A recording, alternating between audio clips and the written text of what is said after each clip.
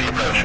AM-117, coming about to 175 and proceed to 3,000 feet. Roger that, LAX. We're not going to be able to make that approach. We're having trouble maintaining altitude.